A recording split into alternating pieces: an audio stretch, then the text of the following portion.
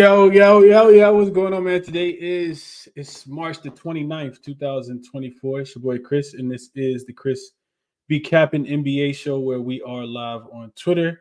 I'm also just starting to stream. Well, I'm starting to stream on YouTube, starting to stream on Twitter. Just opened the room on Twitter, but we are live on YouTube right now. Beautiful slate of NBA basketball. We got a lot of games to choose from, a lot of plays.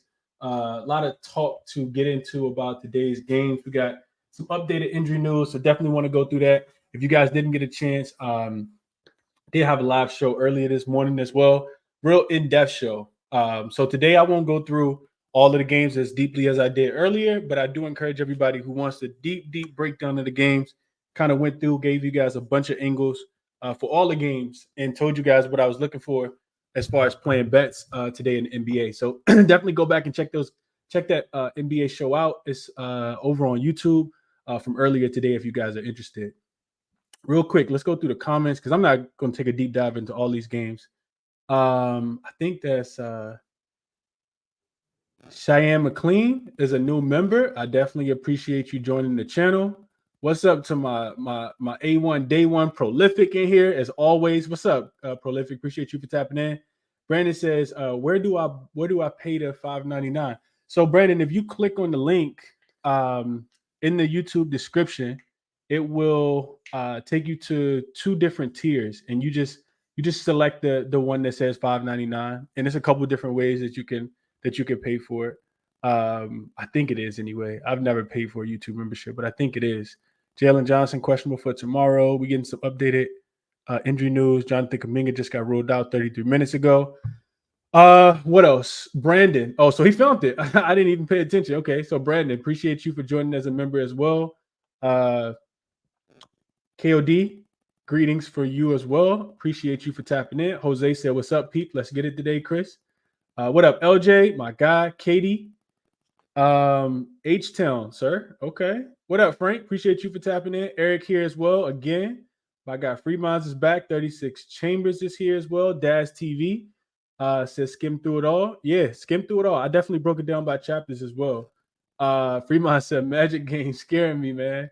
And Jeremy says we need a good parlay. I don't know if maybe you could find some picks that we have all together for a parlay. I'm not a big parlay bettor, man.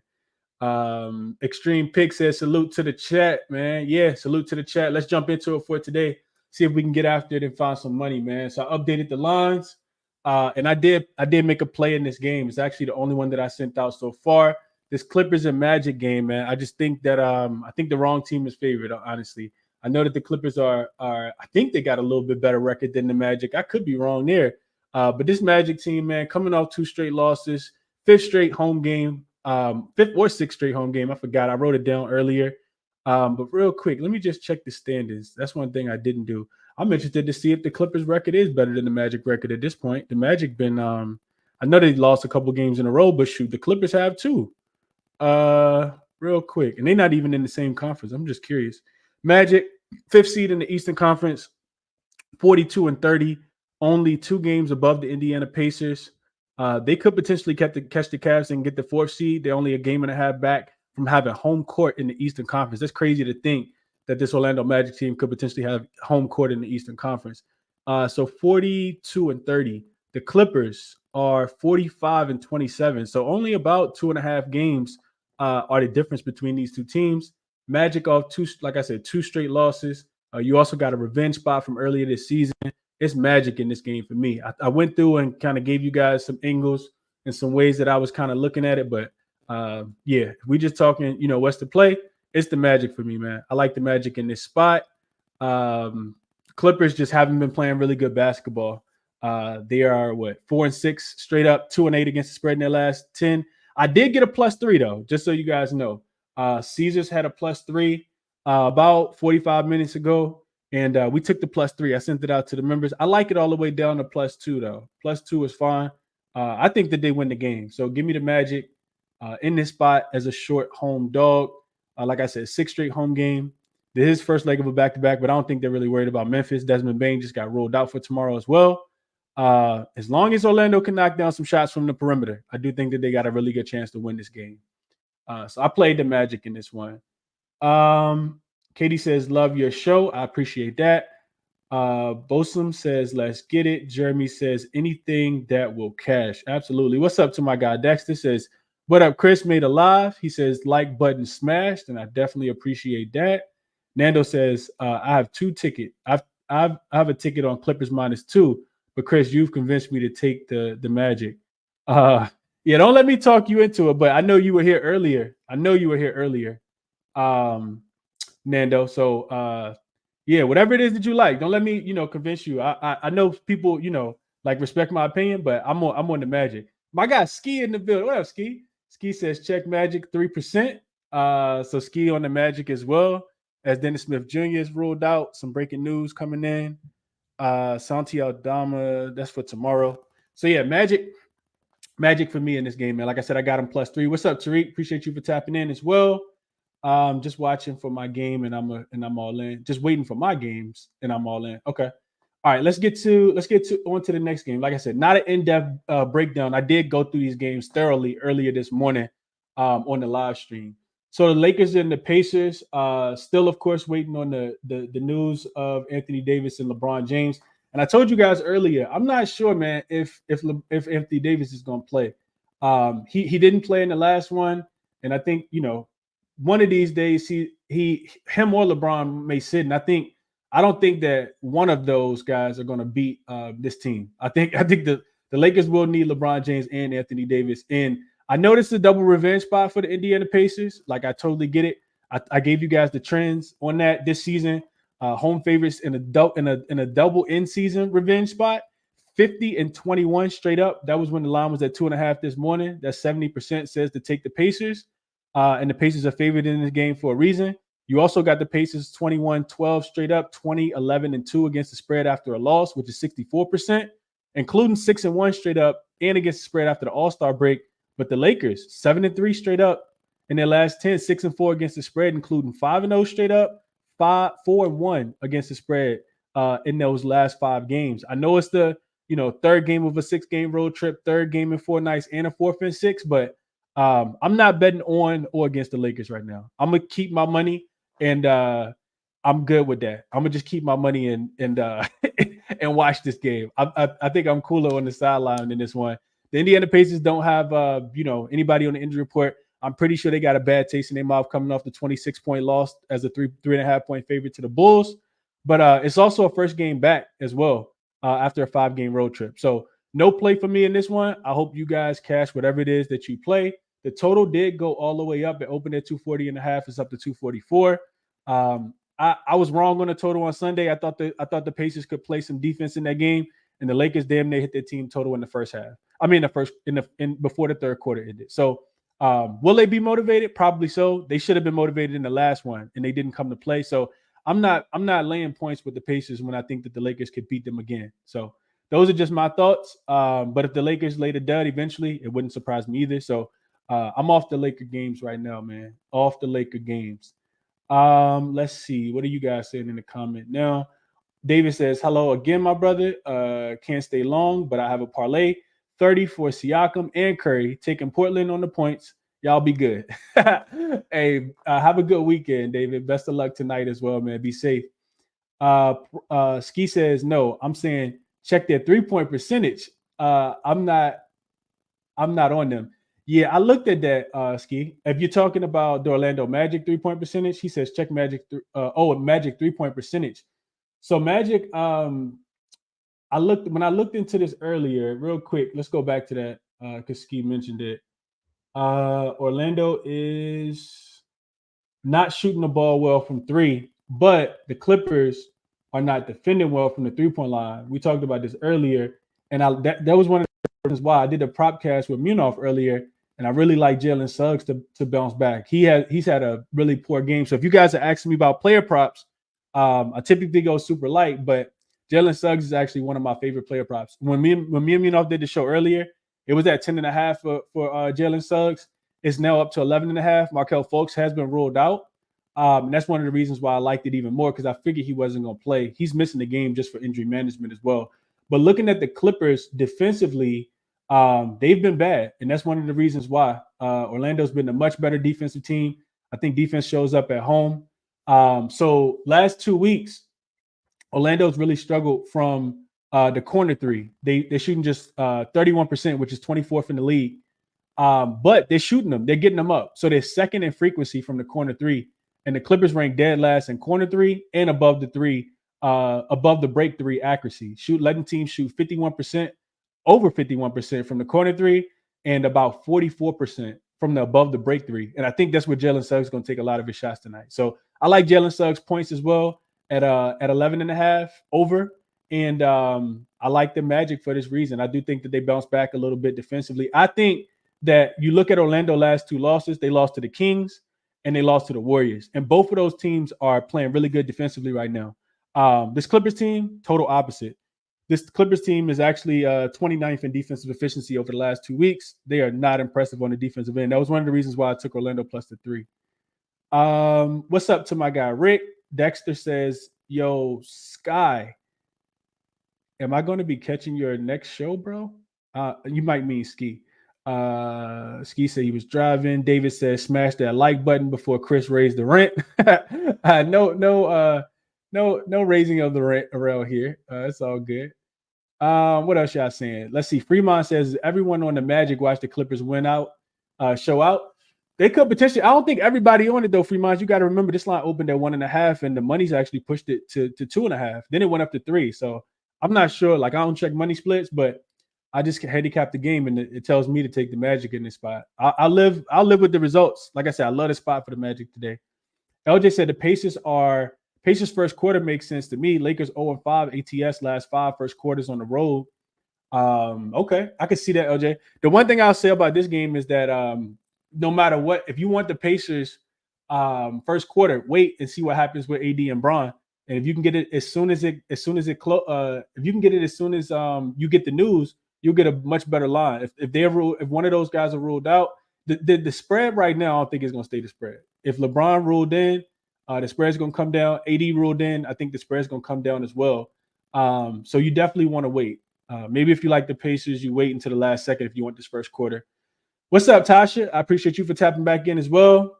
Johnny says, I've only won a single bet with the Lakers involved this year. I hope you haven't placed many, my brother. I hope you haven't placed many, man. Dokim Dano says, Bukim, I think is how you pronounce that. Busim Dano says Lakers are in a more focused spot. And if they don't get a star to play public, are going to be heavy on the Pacers. I agree. I would agree. Tasha says she's late, but you're right on time, Tasha. You're right on time. Raven Ron likes the over 244.5 here. Nando says we've beaten the Pacers again today. What else? Nando also says if Suggs points going over, look for a Banchero double-double. He likes that. Yeah, the Clippers have been doing a good job of limiting points in the paint. I'll give them that. They're like teams are getting to the rim at the 8th highest rate over the last 2 weeks, but they are 9th in rim accuracy, which Orlando is number 1 in rim frequency. So Orlando is going to try to get to the rim. Zubac is going to have to step up in this game. Daniel Tice, Kawhi, all of those guys are going to have to stop Orlando from getting to the rim. And I'm betting my money that they don't. What up to my guy, S-Dot? He says, what up, Chris? Did we cover how we're taking to Miami tonight? Absolutely not. I'm definitely not. We'll get to that game, S-Dot. I'm not laying 14 with the Miami Heat. We looked into this morning, S-Dot, and the Heat haven't covered a double-digit spread since the 2021 season. They actually didn't. They went the whole year without covering last year. And this year, they're 0-6 in over the last 2 years. The Heat have been laying double digits 6 times. They're 0-6 against the spread. So no way I'm laying 14 with the Heat tonight. I don't care who they playing against. Go Young DJ says Pacers haven't beaten the Lakers once this season, and that is true. Jamie says, what if one or of two, AD or Bron, are in? Does it move 1 to 2 points? I would think so. I would definitely think so. What's up, JT? Appreciate you for tapping in. Brian says, what's up, Chris? I'm on Orlando plus points in the pocket at home. I like it. Yeah, me too. I thought Orlando was going that last game, but yeah, they did not. We saw a really focused Golden State team that's a super buy on team right now, man. I can't wait for the Golden State. I can't wait for Golden State to be catching points. I don't care what spot they in. I'm back in Golden State, but probably for the rest of the season after I saw Steph Curry crying the other day, man. This team cares about winning. That's what I needed to see as a sports bettor. You want to see Steph crying like that, for sure. Tasha says that's a sign to stay away from the Lakers. And Tasha says, Chris, what about Miami team total over 112? Perfect segue. Let's go to that game real quick. Hold on real quick. Chris says, I'm a Laker fan, so I may be biased, but AD and Bron both play another Lakers win. Wouldn't be surprised. And I would agree, Chris. That's why I'm off the game. Tasha says, I wanted to take the Lakers on the money line. Yeah, man, y'all best of luck if y'all playing the Lakers, man. I can't. My stomach won't let me do it. Let's go. I think this could potentially be the next game, Tasha. So let's keep this comment up real quick as we transition to the next game. We definitely spent enough time on this one. No play for me on Lakers Pacers. I don't even have a lean towards the over, the under, the total. I think you absolutely got to wait on the news, though. So this Detroit and Washington game, like I said earlier, 35-second breakdown. Not a game that I'm going to be involved in. You're still waiting on Cade and Ivy, and I think that's enough for us just to skip it all together. Fontecchio, Taj Gibson, and Quentin Grimes are all ruled out. On the Washington side, no Tyus Jones. Rashawn Holmes is also out as well. You get a Detroit team, 1 day's rest, last of a third game road trip. This is also a 4th and 6th night spots for the Detroit Pistons as well. They're just 2-8 straight up in their last 10 games. They're 0-6 straight up in their last 6 and 2-4 against the spread in their last 6. Washington is not better on either. They're 4-6 straight up and against the spread in their last 10. They have covered and won. They won 3 of the last 4 and covered all 4 in a row as well. They've also beat this Detroit team 2 of the last 3 matchups, and they've covered 2 of the 3 spreads as well. The total has gone down. It was at 229. It's down to 220. It was down to 227, but it's back up to 228 now. No play on the total. I slightly lean towards the under just because Detroit can't score, but I'm not trusting Washington to play defense. Detroit is 8-2 to the under in their last 10. Washington's 3-4 to the under in their last 4, and 2 of the 3 meetings so far this season have gone to the under. Earlier this morning, I talked about Durant rebounds, saying he should eat in this game. His rebounds were at 11.5. I'm pretty sure that line's moved now, but I think the 12.5 is still playable. 3 matchups so far this season. Jalen Duren has had 18, 19, and 14 rebounds against the Wizards this season. So Duren should eat, in my opinion, in this game. His minutes have been about mid 25, 20-ish because he's coming back from the injury. But I think against Washington, especially with them already being down 1 center, they only have Bagley in this game, no Rashawn Holmes. Duren could get whatever it is that he wants. And you should see a few more misses for the Washington side, being that there's no Tyus Jones to run their offense. So they got Jordan Poole out there. A bunch of turnovers. Maybe it's Jordan Poole turnovers, honestly. But I didn't play the game. I don't feel inclined to do so at all. This is a stay away one for me.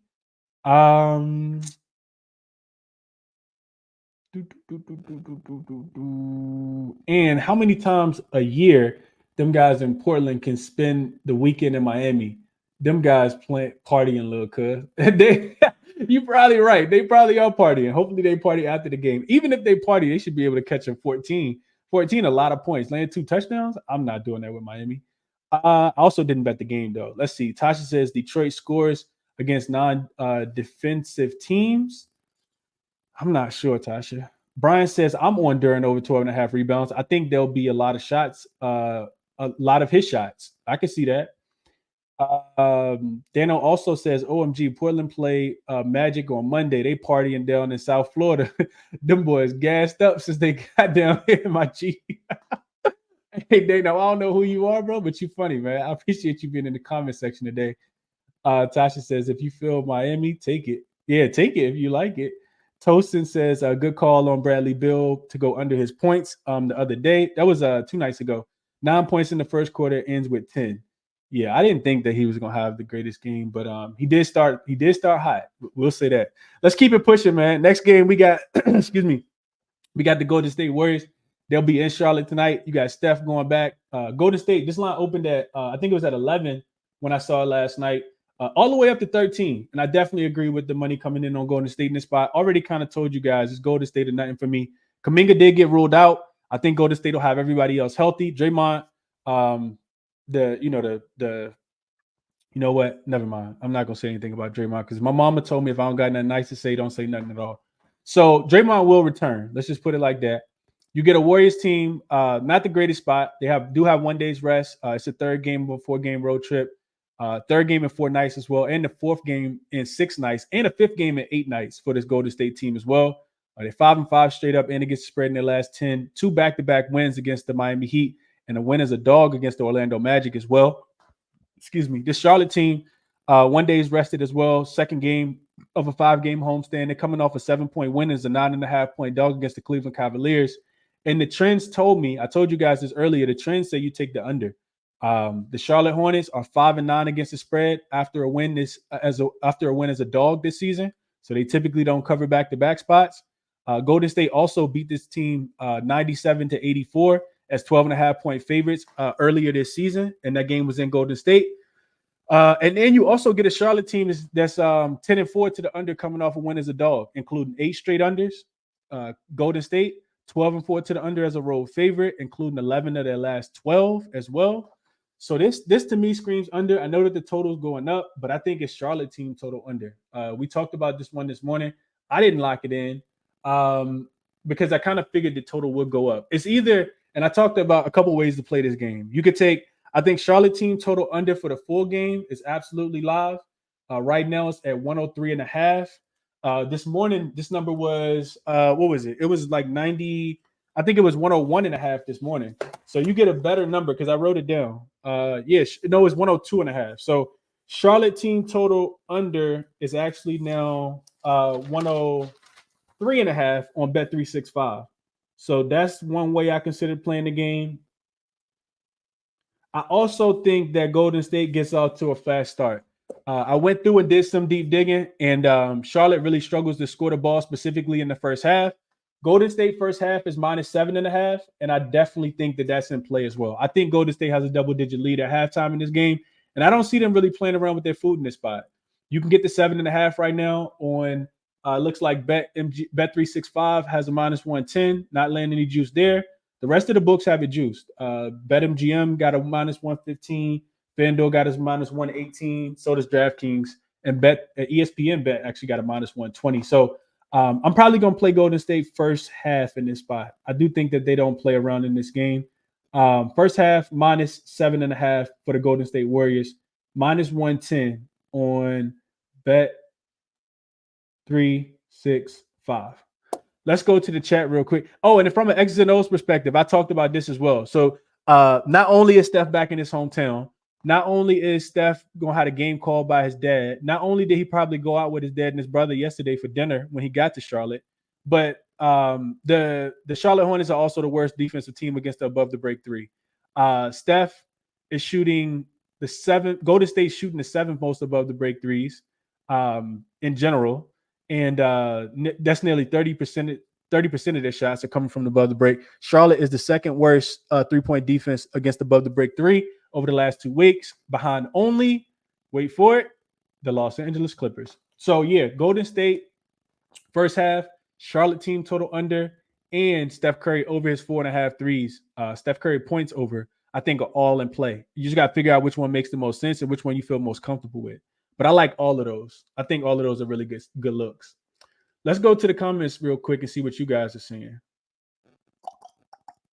Not getting through every comment today, of course, because I can't be on here for forever again. Let's go back. Let's see. Estai says, take Nico Jovic over his points. You're welcome. Okay, so he likes him. Go Young DJ likes during rebounds. He says last 3. I gave this out already, Young DJ. Appreciate you for shouting that out as well. Vertical Business says it's Wale night at the Wizards game. Is it really? I would need to double check that. Wale night at the Wizards game against who the Wizards playing? Detroit. Oh man, that's terrible, bro. You actually make me want to look that up. I'm not looking that up though. I can care less who night it is. I'm not looking at that, bro.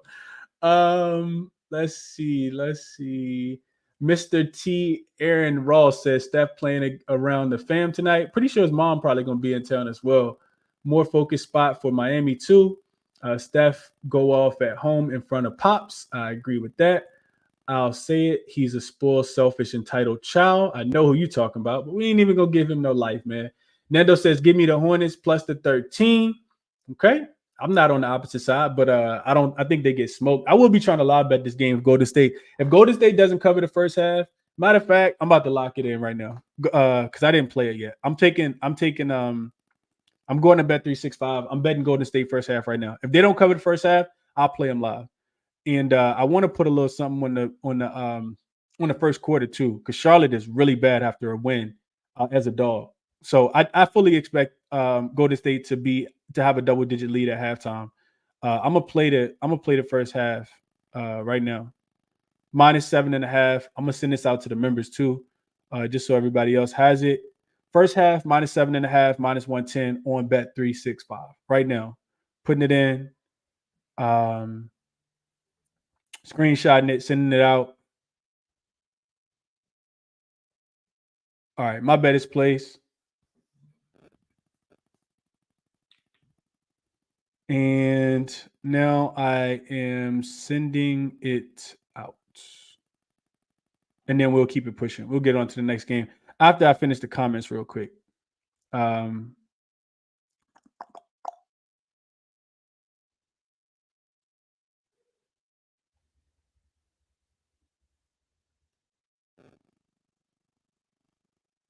Y'all bear with me for about 10 more seconds.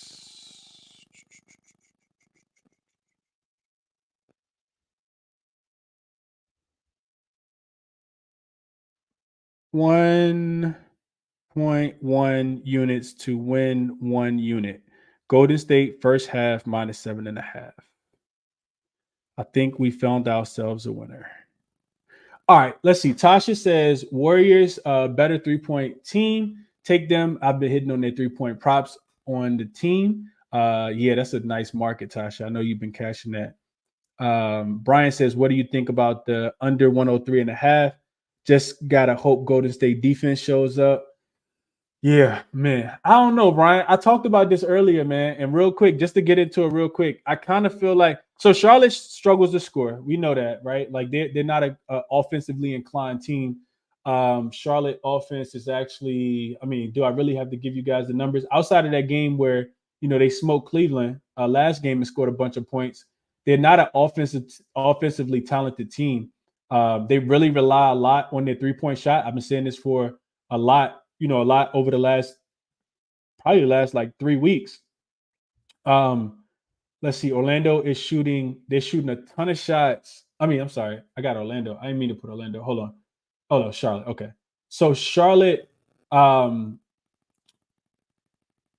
they really struggle to shoot the three. Charlotte offense is the worst offense in the league. They're even worse than the Toronto Raptors over the last few weeks. So, yeah, I think this is my hesitation, though, Brian. Just real quick, and then I'll keep it pushing. My hesitation is that Golden State has been playing in these close games, 2 back-to-back close games against the Heat and against the Orlando Magic, against 2 really, really good defensive teams.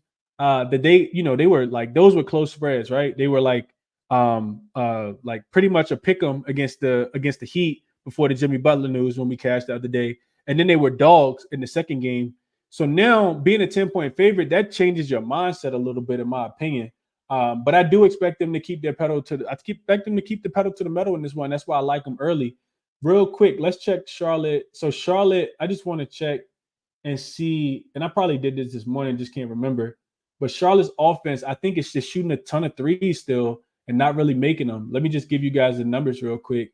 I just want to see where Golden State needs to be good on the defensive end in this game. So they need to be good at the rim, and they are. Charlotte is 7th in rim frequency, so they're attacking the rim a lot. They're 12th in rim accuracy, so they're making a lot of shots there. Golden State's actually limiting teams to the second fewest shots at the rim and the 13th in rim accuracy, in opponent rim accuracy. So outside of that, yeah, that's it. Charlotte's not pushing the pace. They don't run, a bunch of fast break. They don't get out in transition to the second, the team that actually runs the fast break at the second slowest pace, and they're scoring the second fewest points as well.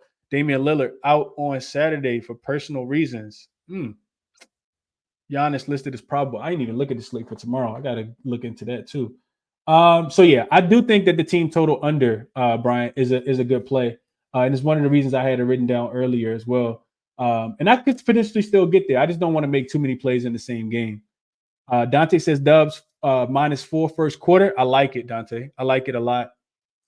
Plus 13 is a tad bit too much for a team winless in 4 straight visits to the same venue. This should be the first time Charlotte is playing back-to-back games at home after a long all-star after a long time since February. They won both. Okay. Won both games, Charlotte or nothing here, half a unit though. All right, Fox 5. Best of luck. LJ says Warriors 10-3 to the under last 13. Hornets 4-10 team total under last 14. LA Mackin likes it the opposite way. Said just give him Golden State to go over their team total. And you good, Fox 5. No problem at all, my brother. Everybody make typos. I say the wrong thing sometimes. Tasha throwing out that 3-point field goal prop as well. All right, cool. Tariq says he likes the Warriors team total over as well. Jose likes the Golden State Warriors first half. I like the over more though. Nando says. Jerry says Magic +3 and Warriors first half added the 76ers +8.5. Sounds like a fun three-teamer. I like all of those, Jerry. We ain't got to that Sixers game, but I like them all. Malik says, yo, what's going on, my guy? What up, Malik? He says, on my Bulls first half tonight. Okay. Mo Money says, what are the top plays? You just got to listen in, Mo. Giving them out as I go through the games. JT says he likes Trey Mann over his 11.5 points, but he's off the game. And Mo also says Suns should be -4, -5, in my opinion, with Shea being out. Shea had 35 in both previous meetings. OKC coming off an OT loss as well. You make some excellent points there. And we'll get into that game. I typically go game by game, so I haven't gotten there yet. But I don't think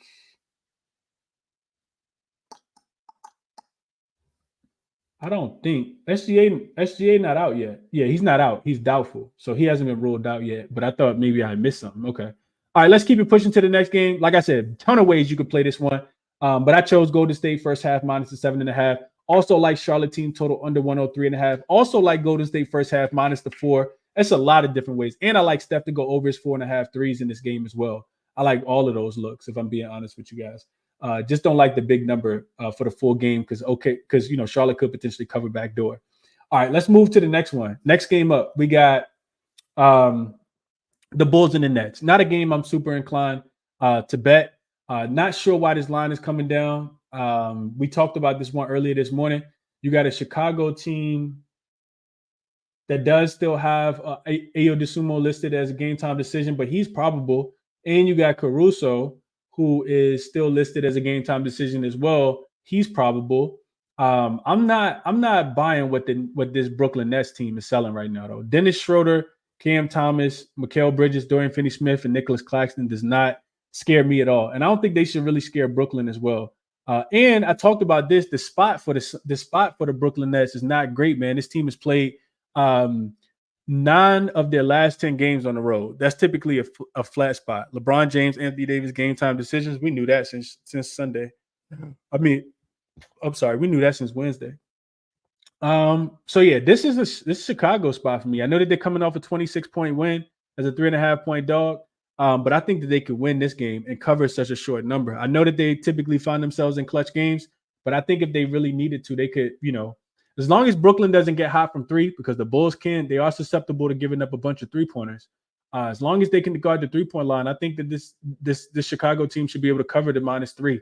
Didn't play the game, but I like Chicago. I'm thinking about adding them in the money line parlay just to stay away from the spread.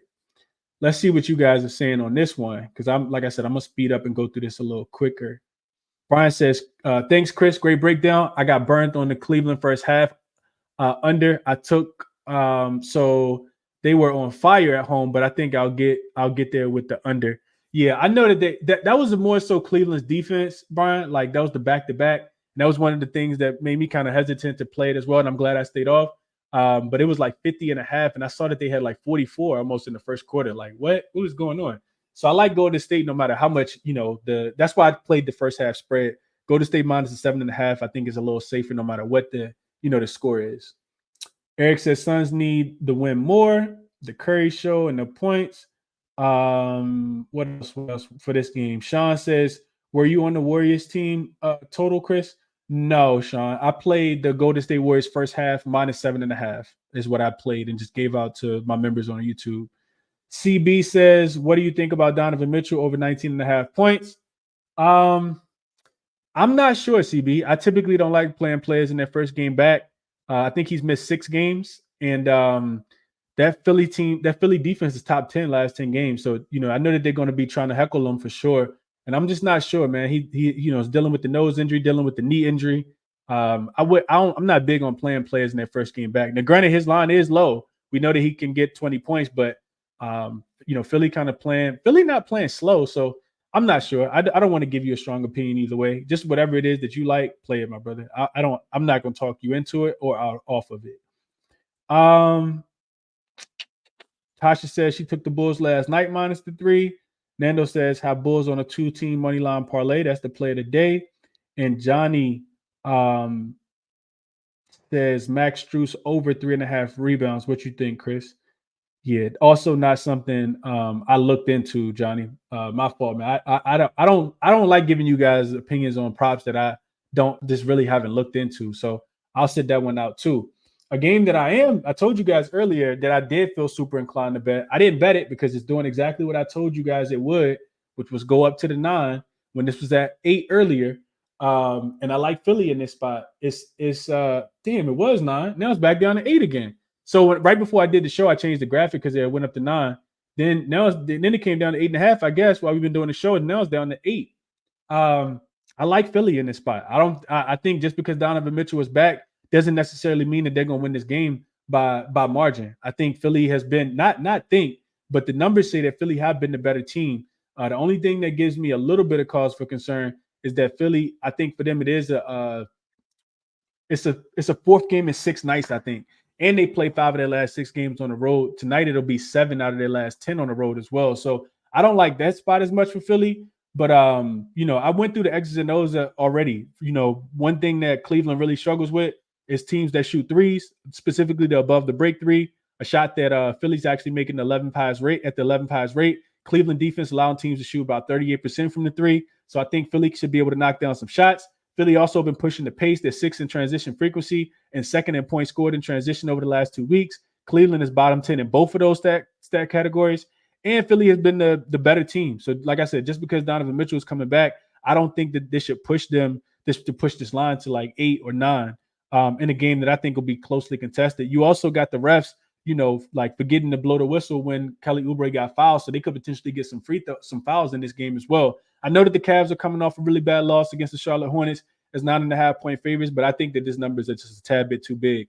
So I'm willing to back the 76ers here. I think the Cavs are a little overvalued in this spot against the team in Philly that's been the better offensive team and a much better defensive team over the last 2 weeks. So I'm going to take Philly plus the points. I was just hoping to get it at 9.5, but it don't matter if it closed at 8. I just didn't place the bet yet. So I'll wait it out and see where the line goes. But I will have Philly in my pocket today.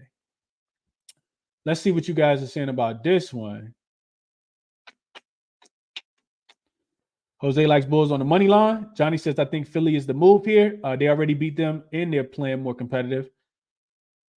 Shani says, took the Bulls -5.5, and I'm taking the 3. I already took Philly plus the 9.5. Shout out to you because you got a better number than me. What's up, Rick Parker? Appreciate you for joining the show. Tasha says, I did take Philly on the first half plus the 4.5. Like it, Tasha. Chris says Sixers plus 9.5 -120. Bought a full point when it was at plus 8.5. I like it. Like that a lot. I'm pretty sure I may be able to find if I look around, I'm pretty sure I should be able to still find like a plus 8.5. Let me just double check real quick. I like getting these half of points, man. They mean a lot.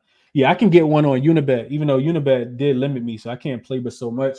Oh, I can get one on ESPN Bet. ESPN Bet got an 8.5 as well. So yeah, it is a couple 8.5s out there, just depending on where you're shopping. Bet Rivers also got an 8.5 for anybody who wants the Philly side as well. So I'll grab one of those. What up, Will? He says, what up, though, Chris? Let's cash tonight, my brother. Hit the like button one time for the one-time people. Appreciate that, Will. Reminding people to hit the like button. Definitely helps the algorithm if you guys could do so. Johnny says, Philly comes out to play on Fridays. I definitely hope you're right. LJ says, what about 76ers first half? Push the pace early. I think the numbers back it up. Yeah, the only thing that scares me here, LJ, is that the Cavs are coming off a bad loss. Typically, when you're coming off a bad loss, you want to get that taste out your mouth early. And I can see the Cavs coming out really focused and locked in. Could be a spot where the Sixers start slow, but I could be wrong. The Sixers started fast against the Pacers the other day. I'm sorry, against the Clippers in LA, and it was easy. Tall Black Genius says Cavs will fall. They already gave the division to the Bucks. Pacers can chase them down. Okay. And Chris reminding us that ESPN Bet also has a plus 8.5. Nando says can't find Philly plus the 9. I can't find it anywhere either. Tasha says Bet Rivers is a plus 8 for Philly now as well. And Tariq says I'm holding off to see if 9 pops up, I think is what he means. And Tasha says Philly got robbed. That's absolutely true. They did. So let's keep it pushing. 76ers in that game for me. I just haven't placed it yet. Next one. I talked about this one. It'll be super quick, man. Portland and Miami. You got a Blazers team getting 14 points on the road. Can you get a 14.5 for Portland? You can. BetMGM got a plus 14.5 for the Portland Trailblazers. Anybody interested there? And this is one I went through earlier, man. I know that the Miami Heat own the Portland Trailblazers. They are 7-3 straight up and against the spread in the last 10 head-to-head matchups. They beat them 106-96 back in Portland on February 7th. They were laying 7 points in that spot, beat them by 10. But I'm not trusting Miami at home as a favorite, right? Not laying double digits. I gave you guys the numbers. 0-6 straight up and against the spread over the last 2 years. 0-3 against the spread. Not straight up, I'm sorry. 0-3 against the spread, laying double digits this year. And it really just comes down to that. Jeremy Grant could potentially come back. Aiden could come back. He's listed as questionable. Grant's listed as doubtful. It really doesn't matter. I'm just not laying points for Miami. This is a spot where they typically overlook their opponent. They lost to the Wizards outright in this spot recently. Also didn't cover against the Detroit Pistons. And the Memphis Grizzlies also covered against them so far this season. So 0-3 in this spot. And this Blazers team is very, characteristic of those teams. Tasha makes an interesting point in the chat. She says maybe Miami team total over. And somebody in the chat shouted out the Atlanta Hawks team total over the other day against this Miami Heat defense. I'm sorry, against this Portland Trailblazers defense. And I can say that it's not necessarily the worst look. I know Miami doesn't tend to score too many points, but the Portland Trailblazers without Aiden, I mentioned this on the morning show, the Portland Trailblazers without Aiden is not a good team. Like defensively, they're really, really bad. He's not played the last few games, and their defense has dropped to the fifth worst in efficiency. They're giving up about 121 points per 100 possessions. They're bottom 10 in opponent effective field goal percentage. They also turn the ball over at a high rate. Not getting any offensive rebounds without Aiden. They're actually conceding the sixth most offensive rebounds to the opponent, and they're also fouling a lot, fouling at the third highest rate. And even with all that said, I still be looking their way. They just can't stop anything right now. Is the Portland Trailblazers defense? So yeah, I couldn't talk anybody off wanting to play that team total over for the Miami Heat, even though they don't necessarily score a lot of points. Johnny says, I think the over would be good. Portland playing with the competition as well. Estai says, just take note Jovic over his points. Tasha likes first half Miami team total over 56.5. She says she took that. Joe says, gotta be on crack to lay 14 with the Heat. He says he wouldn't lay 14 if they were playing my high school team. And Estai saying again, he took Jovic points. So yeah, we'll keep it pushing off of this game. I didn't play it, but the only way I'm looking is towards Portland as a 2-touchdown road dog. So next game up, we got a good one. Suns and the Thunder. This line is, let me just double check it. Is 1.5. Total is at 228. We see the total go up, then it come down with SGA being ruled doubtful. Now it's back up again. It went all the way down to 225 this morning. Now it's coming back up to 228. So interesting game here. You get a double revenge spot. I think is first and foremost the most important thing to mention. Phoenix lost both games at home against the OKC Thunder team. We were on them in the most recent matchup. There was a second leg of a back-to-back after they had lost to the Houston Rockets, and Devin Booker had rolled his ankle probably about a month and a half ago. Phoenix is 6-4 straight up this season. 6-4 straight up in the head-to-head matchup. They still got Nurkic listed as questionable. I didn't see anything about his injury status. Let me just double check real quick. I don't even think I saw if he went through shoot around or not. Yeah, still listed as questionable in this game.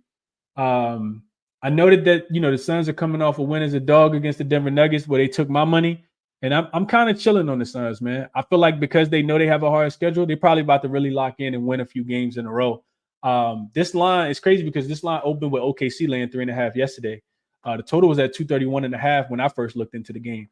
Then the news came out that SGA was doubtful, and it immediately went to OKC -1. I wake up this morning, now it's Phoenix -1, and then it went all the way up to 3.5, and now you see it come back down. So fourth straight road game for the Phoenix Suns, and I think it's a winnable game. I really, really do, especially if Nurkic plays. I mentioned this early on the morning show. If SGA plays, I don't think he's going to be 100%. I really, really don't. And you get them, third game in 4 nights for OKC, fourth game in 6 nights, and they're coming off an overtime loss. I know that they're going to be motivated, but they're really starting to fall off just a tail bit. Just 3-7 against the spread in their last 10, even though they have won 7 of their last 10. So will they be fired up? I think so. Will they have enough to slow down this 3-headed monster for the Phoenix Suns? If Nurkic plays, I don't think so, man. I like OKC. I like Phoenix here, but if I played it, I would play them on the money line. I also consider Phoenix first half. We know that they can struggle to close games out. Not sure if that's fading away or not, but they can struggle to close games out. So, Phoenix first half has been much better than Phoenix full game just because their fourth quarter offense has been so bad over the season. But it's nothing that I played. Could potentially get there. I'll wait for the smoke to clear and the dust to settle on this one before I make a play. But it's Phoenix and nothing for me. I know it's a difficult game. It's difficult to go into OKC and win a game, but I think Phoenix can keep it going in this instance. And they probably feel like it's a game that they kind of got circled, given that they've lost the last 2, and they got smoked too. So yeah, I don't think like I said, I don't think if SGA plays, I don't think he's going to be 100%. Let's see what you guys are seeing here. Going back real quick, Bernie says, I'm a Heat fan, and I'm here to tell you we're not that guy. Give me Portland spread in this spot. Tariq says, I like the Suns here. Agreed. He got hot take, says, doesn't this game qualify for your double revenge trend? It does. You know what? He got hot takes. Let me look at something real quick. I'm glad you mentioned that because I didn't even factor in the road favorite part. I was just looking at double revenge for this season and then being a favorite. If it's a road favorite, it's probably even stronger. So I think I might have looked at home favorite. So let's look at this real quick. So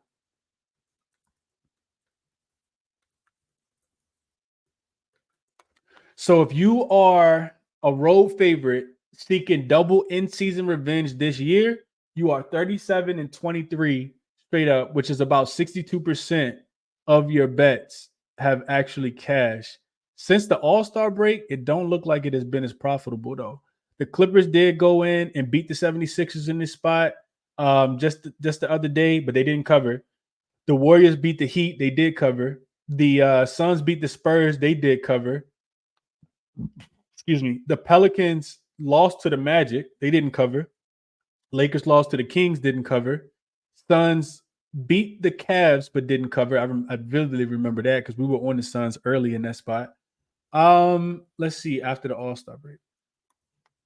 After the All-Star break, these teams are just 7-6 straight up, 5-8 against the spread. Road favorites seeking double in-season revenge, winning by an average of about 2 points per game over the course of 13 games. I'm glad you asked. He got hot takes. Chad says, where the good bowl props? He thinking that Nurkic probably not going to play. Will says, I took the Suns today for a full unit. Let's see. Frank says, if SGA sits, I fold. Jonte Porter under 5.5 points. He's not even playing today, Isaiah. LJ says Suns first half for him. He says they're 5-2 against the spread in the first half in the last 7.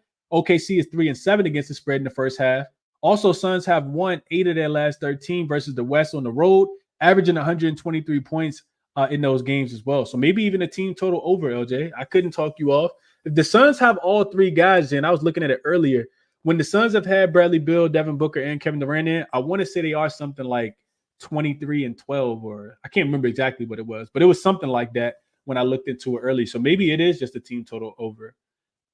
He got hot take, says, would you like Suns even without Nurkic? Absolutely not. I don't know how they got the job done with Drew Eubanks. I'm not looking towards the Suns without Nurkic. Not me preferably. Tall Black Genius says SGA has to play. He is 6 points behind Luka for the scoring leader. Too bad he isn't playing. so Tall Black Genius don't think he plays. Fox 5 says OKC doesn't have a good record against the decent teams without SGA. And Tasha says no SGA on the Suns for her. Will says first game Booker has played them this season. He missed the last two games. He definitely missed. I didn't know he missed the first one, but I did know he missed the second one. So appreciate you for shouting this out, Will, as well. I like Phoenix, man. Like I said, Phoenix on the money line is what I would play.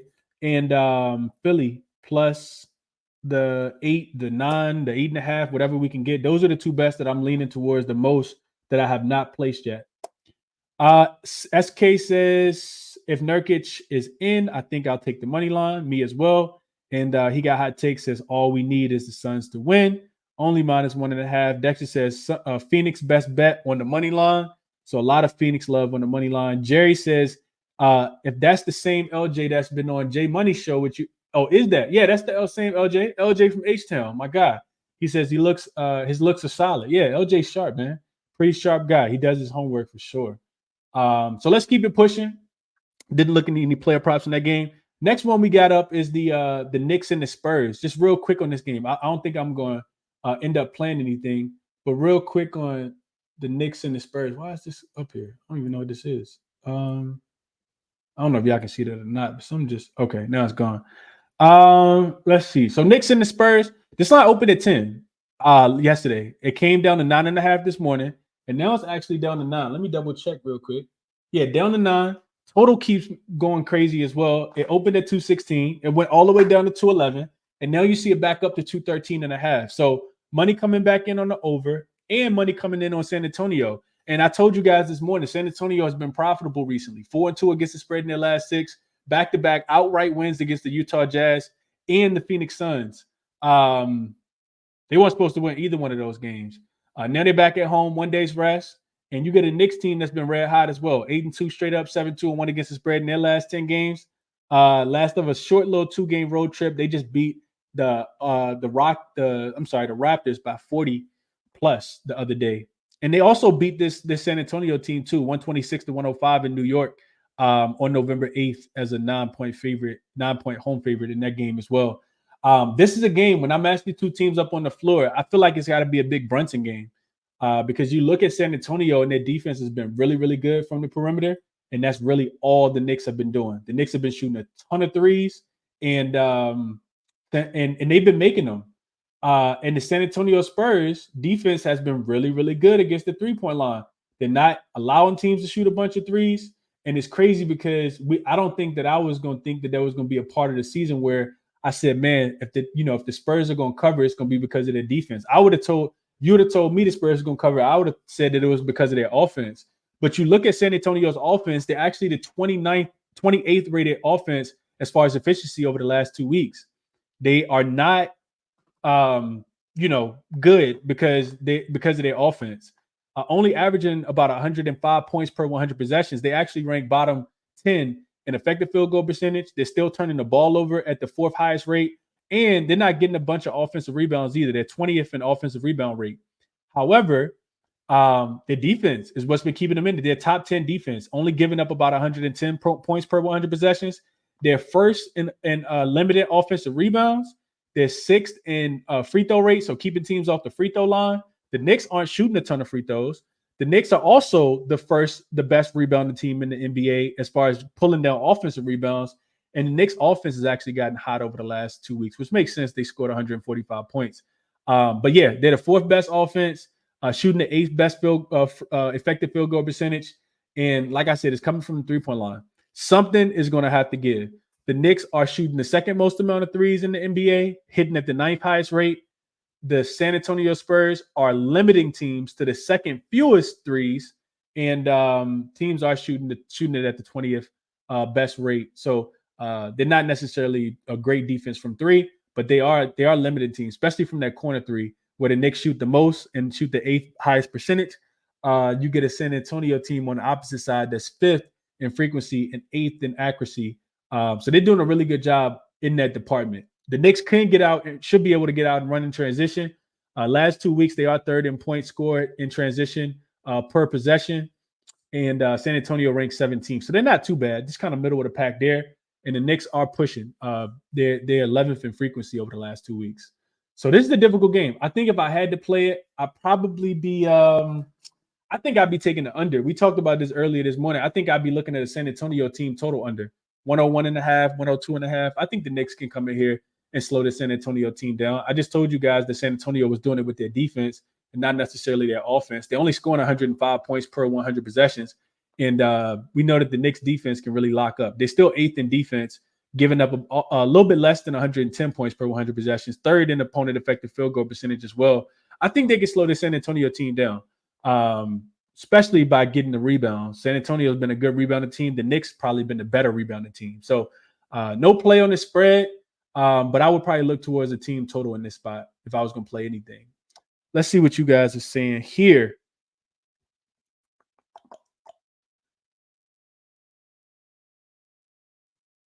Tasha says she took the Knicks fourth quarter minus the 1.5, so she got in early there. Brian says Spurs first quarter been a wagon at home. What do you think? I think the Knicks been setting the tone, man. I don't know if I do it right here in this spot, Brian, but it's not a game I feel super like locked in on.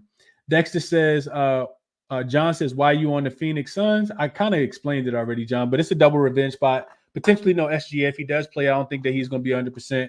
And Phoenix, if they have, I didn't play the Phoenix Suns, but if they do get Nurkic, I do think that they are in a better spot to win the game. So that's why. Dexter says, loving the Spurs against the Knicks tonight. Spurs are coming together as a team, playing good defense. They lag in the second half of the fourth quarter. I could see that as well. LJ says this could be a sneaky Spurs spot. Knicks are only 1-4 against the spread. Last 5 meetings in San Antonio. Okay. Dexter says he's loving the Spurs as well. Knicks have been beating up on the bums last few games. What's up, Troy? Appreciate you for tapping in. He says long time. Hope all is well. Same with you, my brother. I hope everything is good with you. And Eric says, where do you see the score for Knicks/Spurs? What do you mean score? Do you mean like record, Eric? Let me know what you mean there. DMP says, I missed the morning show, but I'm here now, Chris. Appreciate you for tapping in, DMP. Let's cash, my brother. John says, my bad, I'm late for class. Nah, it's all good, John. All good. Let's keep it pushing on to the next game because we still got a few more left. No play for me on Spurs and Knicks, though. Timberwolves and Nuggets, another game that I still don't feel inclined to bet. Talked about it earlier this morning on the morning show. We still have no news yet. This line opened at 6.5. It went all the way up to 7. It's now back down to 6.5. See some 6s popping up as well. It's a difficult spot to fade Denver in off a home loss, but I'm not fading the Timberwolves. Not with the playoff revenge, not with the way that they just lost the game on a game-winning three-pointer the other day, and potentially no Jamal Murray. It's Timberwolves and nothing for me in this spot. This is the first road game after 4 straight home games for them. They got 3 more home games afterwards. This team has been balling, man. 7-3 straight up and against the spread. I think they failed to cover about 1 point against the Detroit Pistons, laying like 15.5. They've been playing really good basketball. Locked in right now is the Timberwolves team. I'm not fading them right now. I just lost some money with the Nuggets. They could bounce back. I'm not sure if Jamal Murray is going to play with the knee inflammation. It is the 3rd straight home game for them of a 5-game homestand. They have been winning, not always covering, just 8-2 straight up, 5-5 against the spread. And they're 7-3 against the Minnesota Timberwolves in the last 10, going all the way back to the playoffs last season. But Minnesota's actually covered 4 in a row against the Denver Nuggets. So Timberwolves typically lose, but they do typically play this Nuggets team really close, and they cover almost every time. So it's Timberwolves or nothing for me. Do expect Rudy Gobert to play. Do expect Anthony Edwards to play. And I'm not sure if Jamal Murray is going to play or not. I thought he was going to play in the last game, and he didn't. Tasha says she thinks that the Wolves cover as well. LA Mackin likes Denver to get the game started early. First quarter minus the 2. Frank says 6.5 is crazy either way. LJ says, I'm right there with you, Chris. You know how I feel about Denver first quarter at home versus the West, but Denver is only 6-8 straight up with at least one starter out versus above 500 teams. We need Murray to play, and I would absolutely agree.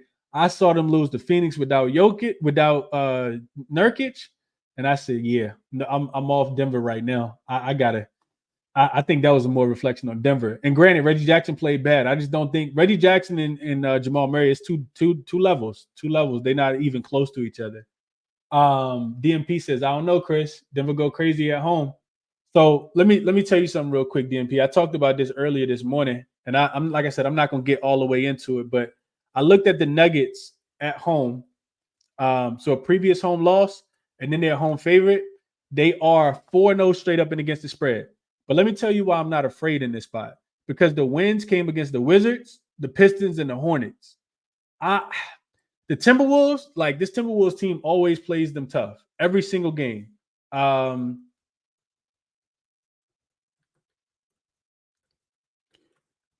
play them tough every single game. Against the Timberwolves this season, they are, let's see, real quick. Don't lock up on me. Nuggets are 1-1 straight up, 0-2 against the spread so far this season. They have not covered a game this season so far against the Timberwolves. Yeah, they actually lost outright too.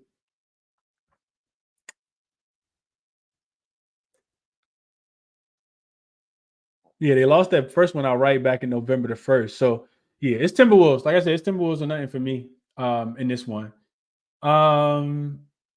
Prestigious Prodigy says, thanks for the NBA show, bro. Appreciate you for tapping in. Tariq says, I can't take Denver without Murray. Saturated says, yeah, I've lost Denver first quarter bets recently. I need Murray to move on the Nuggets. The Nuggies. I agree. Dexter says, don't trust the Nuggets right now. They look like a team thinking about the postseason. I'm not sure what they're thinking about, but I know that I'm not touching them no more. I lost 2 bets with Denver the other day. Prestigious Prodigy also says, you're the only one that I followed that did an NBA show other than Wager Talk. I don't know how to feel about that, Prestigious, but I appreciate you. Too many question marks, Mo says. Need Gobert and in. I think that they play, Mo, but we'll see how it goes. DMP also says, no Rudy, no bet. That's simple. He wants Rudy Gobert in. And that makes a ton of sense because they don't have a lot of bigs outside of Nas Reed. So that makes a ton of sense as well. Let's keep it pushing. Go on to what do we got? 2 more games left. So the Houston Rockets and the Utah Jazz line is now up to 8. When we did the show this morning, it was at 7. Actually opened yesterday at 2.5 on ESPN bet. They got caught slipping.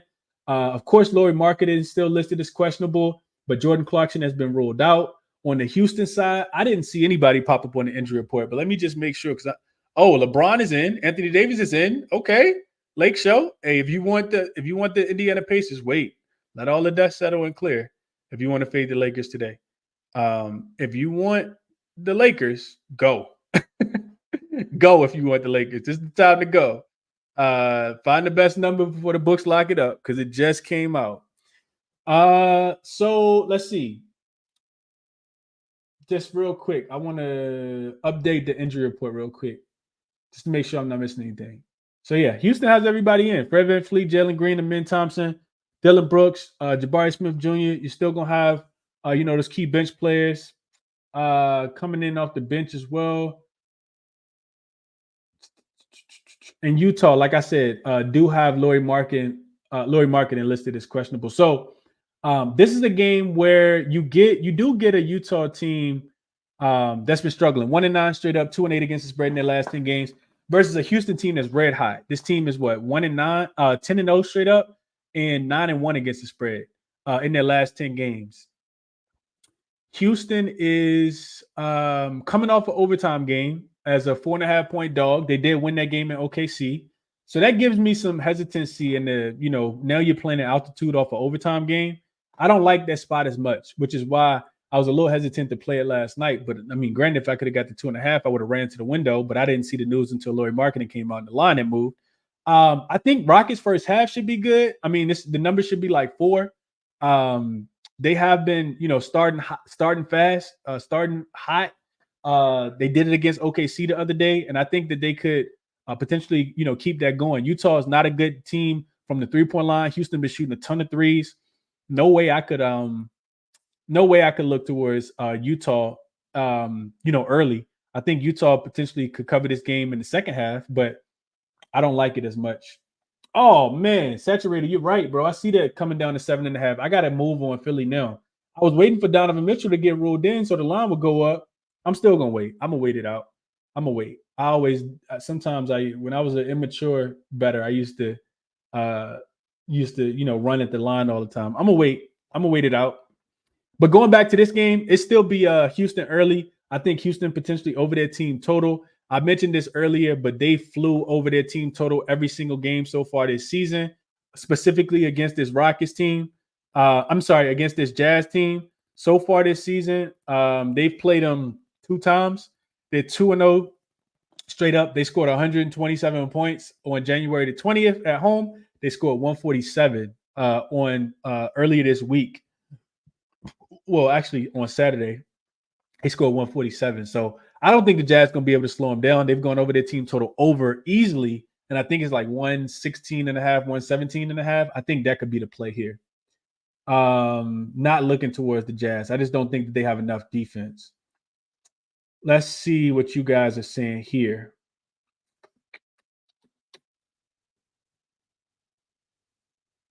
Saturated, yeah, saying that their line's coming down to 7.5 for the Sixers. It's crazy.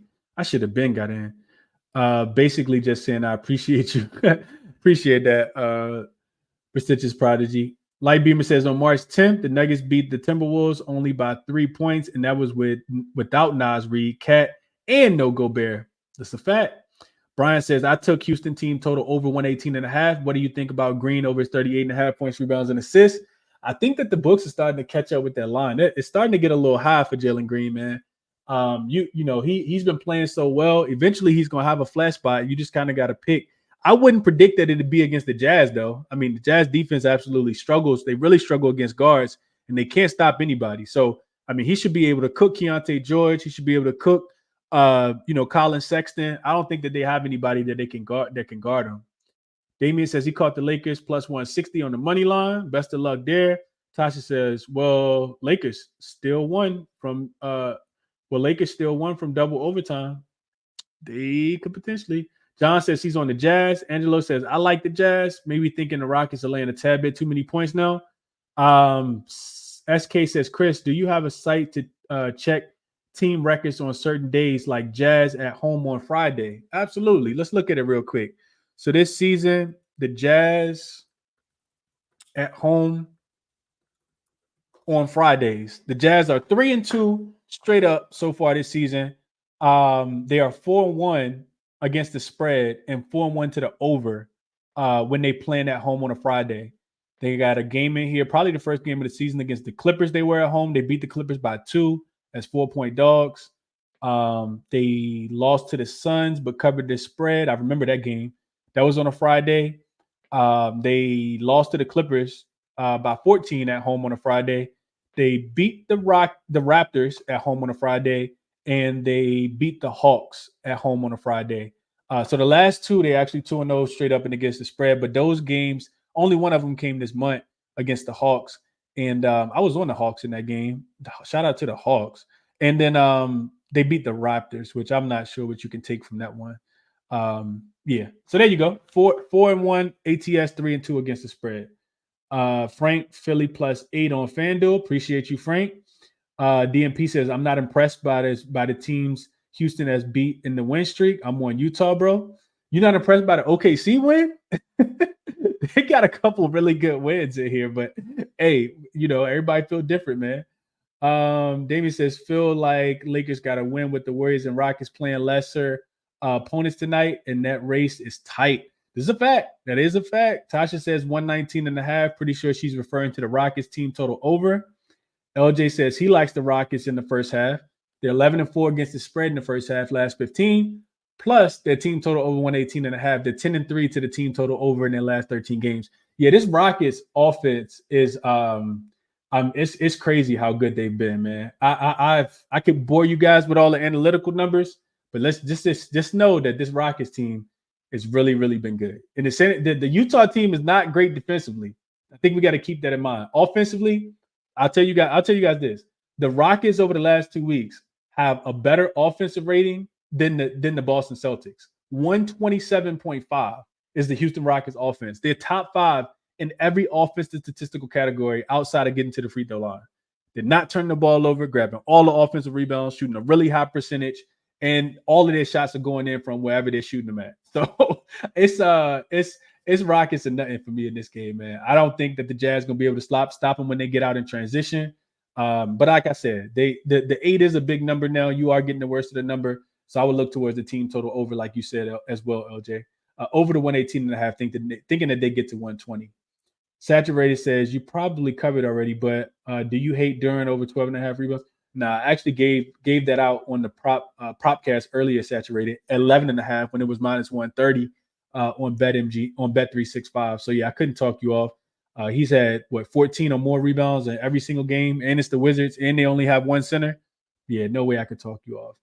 RH says under hit in 3 of the Utah Jazz last 6 games at home, but that's because of their offense. I told you guys this earlier this morning, right? So if you look at the Jazz at home as a dog after the All-Star break, they are 4-2. They are hold on. Jazz at home as a home dog after the All-Star break. They are 4-2 to the under, only averaging 109 points. So it's been their offense that's been struggling. They can't really score because remember, if you watch the morning show, we looked at this. We looked at the Jazz as a home dog before the All-Star break, where they were 11-6 against the spread. Very profitable team, cashing 65% of the tickets. They were averaging 120 at home in the first half. I'm sorry, in the first half of the season. Before the All-Star break, they were averaging 120 points as a home dog. After the All-Star break, they only averaging 109. So that's why you still get these inflated numbers. RH is that's my opinion on why those games have been going under. LJ says Jalen Green 25 plus points, 7 straight games. He's on fire. Sox and Sneak says I remember last year Memphis was covering at home at a crazy rate on Fridays. Absolutely. 2 years ago too. 2 years ago, I think it was better than last year. We were cashing heavy. First quarter Memphis, it was an auto bet for a very long time. Made me a ton of money. Oh man, I missed the Memphis Grizzlies. Boy. I didn't think that was going to go away so fast. DMP says no SGA in. OKC wins, my guy. Okay. Tasha says good luck to everyone.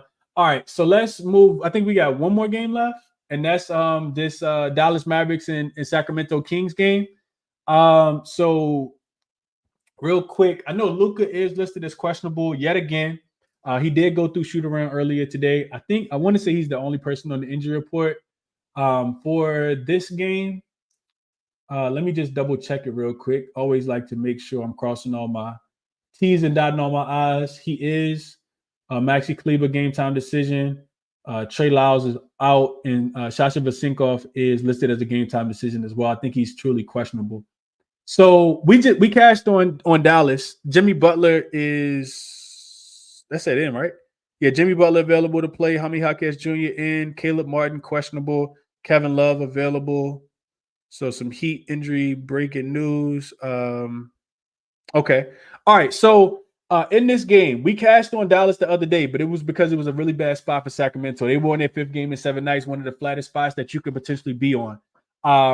In this game, do they bounce back? I'm not sure. I'm really not. I do think that Dallas is the better team of the two. I'm not really looking to bet against them right now. Dallas has been the best defensive team over the last 2 weeks when we looked into this earlier, and I think that they have the matchup advantages in this game. The Kings rely heavily on Sabonis, and this Dallas Mavericks team with the 2 centers that they have in Daniel Gafford and Derek Lively, I think that they could continue to slow somebody like Sabonis down, which puts the pressure on Malik Monk and De'Aaron Fox to really pick it up on the offensive end. I like Malik Monk to go over his 15.5 points. I think it's a super buy low spot for him. I think he plays a ton of minutes, and I think that I think Sacramento is going to have to score from the exterior, from mid-range. Malik Monk should have the ball in his hands a lot. It's either going to be Malik Monk over his 15.5, or it's going to be De'Aaron Fox over his 25.5. But both of these teams are playing at a much slower pace right now. Both of these teams are playing a lot better defense. Sacramento really struggling to score the basketball as of late. And like I said, that does not bode well for Dallas, a team that's number one in defensive efficiency over the last 2 weeks. So I guess if I'm playing, I still like Dallas. I know that they shot 56% from the three-point line. That was crazy in that game, scoring 130 points. I'm not sure if that happens again, but I do think Dallas could potentially still win this game. But you definitely want Luka in. So no play for me on this one. I think a look towards the under. The total is still a little too high for me. It went up from 232. It went down. It went up from 228 all the way up to 232. The first game went under. I think this one has the potential to go under as well. So see some defensive regression from some offensive 3-point firepower regression from Dallas. I don't think that they're going to make as many threes as they did in the last game. I think Sacramento defense is a little bit better than that, but Dallas really got hot, and you see everybody kind of light them up. Luka, Kyrie, Tim Hardaway Jr., Dante Exum, all of those guys, PJ Washington, all of those guys were hitting threes. I think they see a little bit of regression. Sacramento plays a little bit better defense now that they're a little bit more rested, and they didn't have to travel from that last game as well. So I think a look towards the under probably more than the side, but I do think that I'm not betting against Dallas right now. That's what I'll tell you guys. And if I had a player prop, it'd be Malik Monk. Let's see what you guys are thinking. Monk had a stinker too. He actually is 0 for 3 on his points prop over the last 3 games. And I think he bounces back in a big way because they're going to need him. I also consider Sabonis under his 20.5 points because, excuse me, he's gonna I think he's gonna struggle to score. Dallas defense is really good on the interior, so I think Sabonis really struggles to score. We got some movement coming here. Indiana's still back up to 4, 3.5 out there. Clippers down to 1.5 now, so we do get a little CLV there on some of the books. Looks like the consensus is 1.5 because we got a +3 for the Clippers. Not getting any CLV on this Philly and Cleveland game, I see, because I probably should have got the 8.5 earlier, but I didn't. The Washington up to 4 and Phoenix down to 1. So maybe SGA is going to play. We'll see how that goes. Yeah, so those are the looks, man. Let's go through real quick. Let me see what you guys are saying about this game before we get into the top plays. So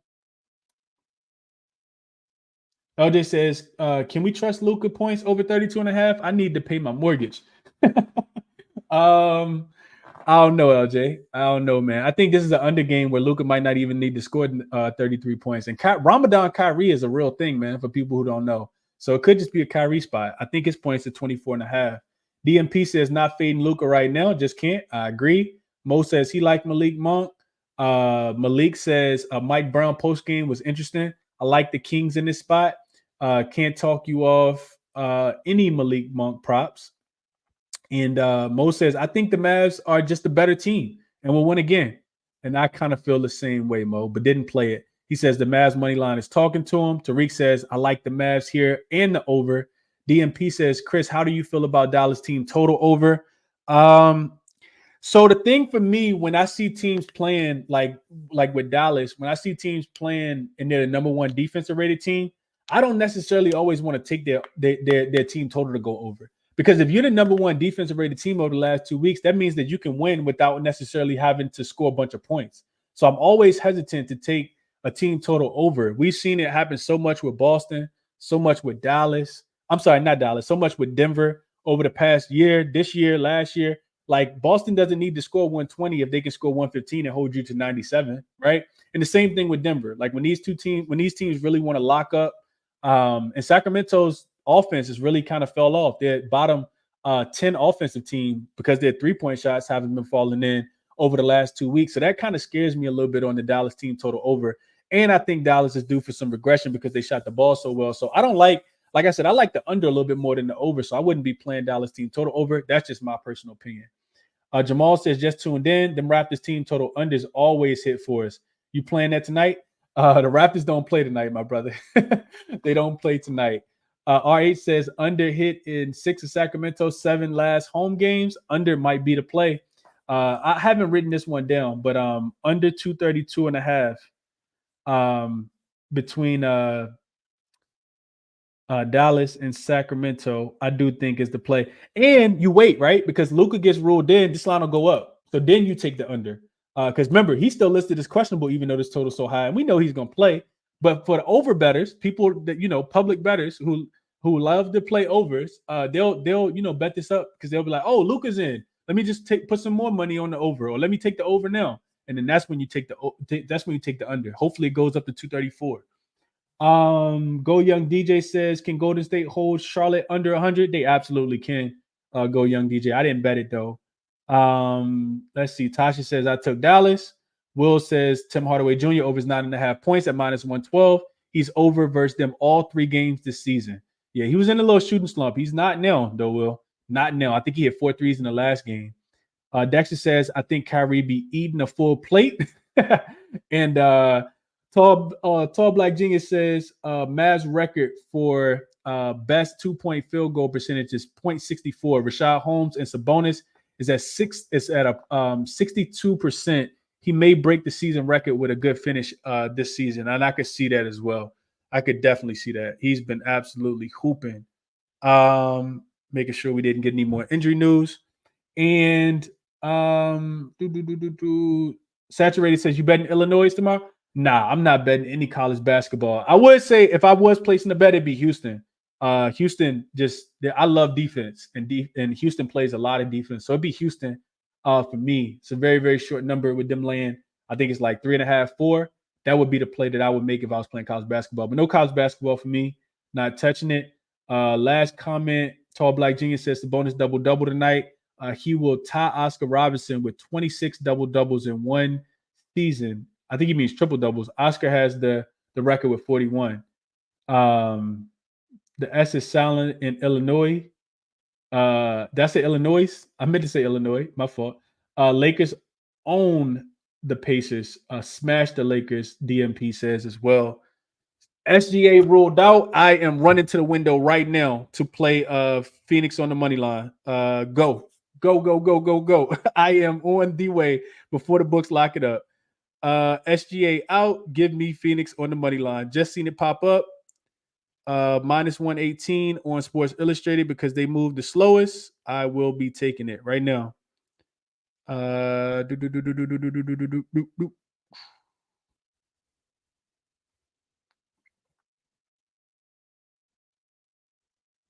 Come on, bro. I hate when the books take so long. As we get off the show.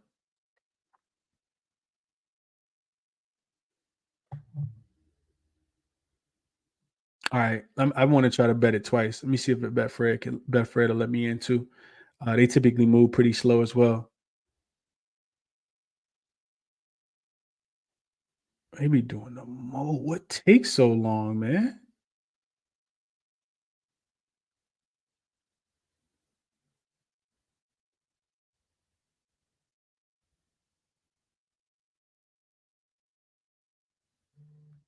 Betfred don't got basketball players no more? What the NBA at, bro? Oh man, that's crazy. Well, guess I'm not betting it there. SGA is out. I can't even go to Unibet. They limit me. Where y'all playing this game at, man? Y'all let me know. Let me know, man.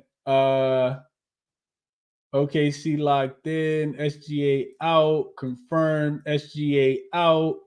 And I'm not waiting on the Nurkic news. Nah, I'm not waiting on the Nurkic news, SK, because the line only gonna get worse. Malik says I like OKC team total under then. Yeah, I would look towards their team total under. I can't imagine they would score more points without him. OKC locked in. Chevy says got it. 115 for the Suns money line. Got some CLV on the morning show. Kyle says missed the show. Did Chris take Orlando? Yes, I did. Kyle, Orlando, my first bet I made today. I got him at +3 on Caesars. Kyle, did you take him? I hope we on the same side. Don't tell me you took the Clippers with that bad defense, especially on the road. ESPN bet still has it saturated. Says ESPN bet. Let's go to ESPN bet. They probably locked it up by now. This probably came in like 2 or 3 minutes ago. You would think that ESPN bet will move a little bit faster, but they do be moving a little slow, man. It's interesting. -120 is still there, saturated. I'm gonna try to bet it again real quick. if they let me. Shoot. I always get this unknown error that pops up as well, which is so annoying. Let me see if I can. Come on, bro. Let me just put. All right. All right. Let's see if I can bet it again real quick. I'm taking them on the money line again. Minus 120 here. Sports Illustrated had it at minus 118 for Phoenix on the money line. I should have probably played first half and full game, but it's cool.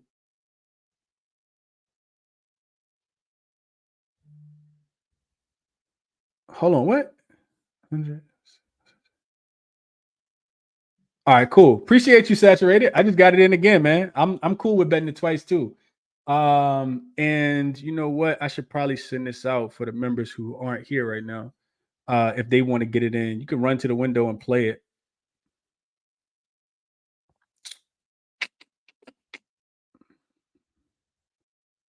Let's see. I need to go.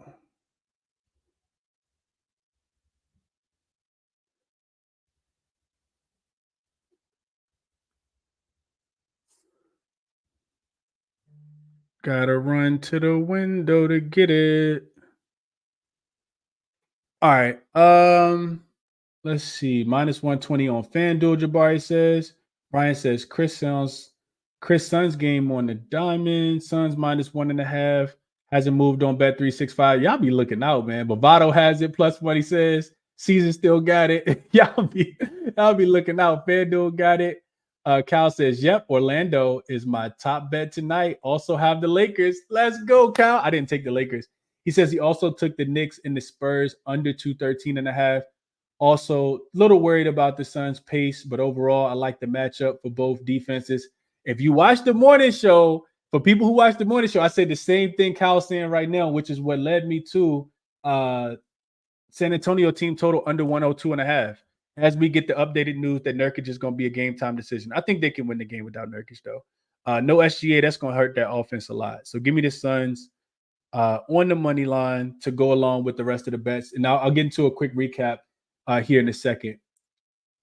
Clippers going to murder the Magic, Alexander says. We'll see.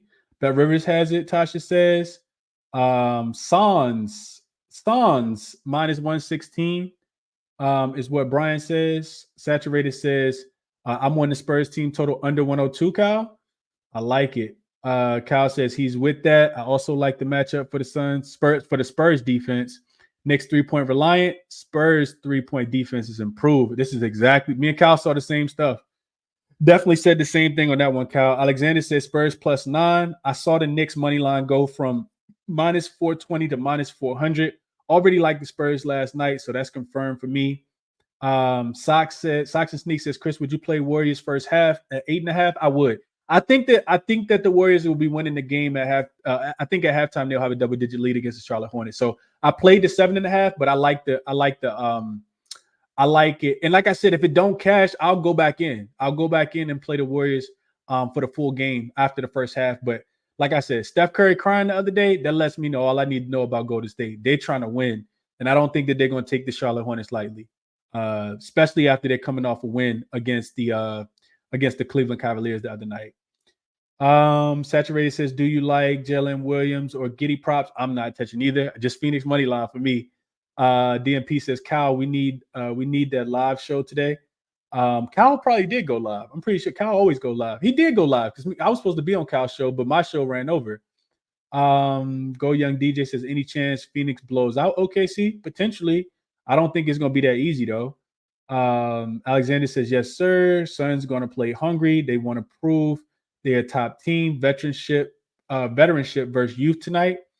And it's a double revenge spot. We talked about that as well. And Saturated says, you on the Sixers, Cal? Yeah, Cal, what? Oh, he says he had to cancel his NBA show. No guess. Yeah, if we could have did it another time, Cal, I would have definitely did it with you. Cal, what are your thoughts on the Sixers game? Because the Sixers were actually my second top favorite play, but I wanted to wait till Donovan Mitchell got rolled in to see if the line would touch 9.5, and then I was going to give it out and play it. But I didn't. I see it come down to 7.5. That was actually my second top favorite play was the Clippers and the Philadelphia 76ers, especially the way they got screwed over in that last game. So yeah, what my guy Cal thinking about that one. This is still from earlier this morning.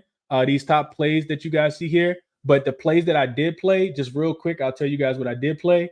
Orlando plus the 3. I locked that in about an hour and a half before the show started. That was my favorite play today. And then I also sent out, let me just go through the YouTube membership real quick to let you guys know exactly what I gave out. Because there's so many things today. I didn't give out a lot of plays, but it was definitely a few. So Orlando plus the 3, Golden State first half minus the 7.5, Phoenix money line minus 120 on ESPN bet is what I gave out, just because I know a lot of people don't have access to Sports Illustrated. So those are the 3 plays that I was riding with. Also, money line parlay. Somebody asked the question about the money line parlay. And Cal says, I kind of want to bet Cleveland, but the line's weird. I don't know. Yeah, I don't know, Cal. I like Philly in that spot. I'm gonna take Philly too. I just haven't placed it yet. I need to find a +8, but I'm still gonna wait. I'm gonna wait it out because the game starts in an hour. Donovan Mitchell should be officially ruled in. I'm thinking that the line goes back up to 8.5 from the 7.5 right now, and then I'll take it. But the money line parlay that I like the most is Chicago. I think you get Chicago. That line's coming down to 2.5 on Caesars. I still don't understand, and that's fine. But Chicago, if you parlay Chicago with Utah, I'm not Utah. Chicago Bulls and the Houston Rockets. So 2 road favorites to win and not necessarily cover. I think that should get you like a +115 is what I would think. I feel like I looked at it earlier. I haven't locked it in yet, but that would probably be my favorite part. Actually, it's 120. The Bulls and the Rockets on the money line. If I had a favorite parlay of the day, just a 2-leg. I typically stay away from parlays, but 2 legs never hurt nobody. We all got 2 legs. So yeah, I like that parlay. Cal says I'm on the other side of you, Chris, in Phoenix and OKC. I didn't bet it, but I'm strongly considering OKC. Even without SGA, Cal's like OKC. So that does not feel good, but we'll see how it goes, man. It's not a super heavy bet, just a 1-unit bet. Didn't go too crazy. So yeah, let's see. Estat says put the Heat in that money line parlay. Absolutely not, Estat. I told you the Heat have not covered a double-digit spread in 2 years. If you go through and look at the numbers, so I'm definitely not playing the Heat today. I actually still lean towards Portland plus the 14. And if DeAndre Ayton gets ruled in, I'll probably we'll put maybe a half unit on Portland to cover the +14 because that's a humongous spread. That's like the most blind bet that I probably could ever make is Portland plus the 14.5, I think is what it was on BetMGM. So those are my top looks for today, man. I'm still considering Charlotte team total under 103.5. Still considering the San Antonio Spurs team total under 102.5, I think it was. And I did lock in Golden State first half, though. And like I said, if Golden State first half doesn't hit, then I'll play it back at halftime.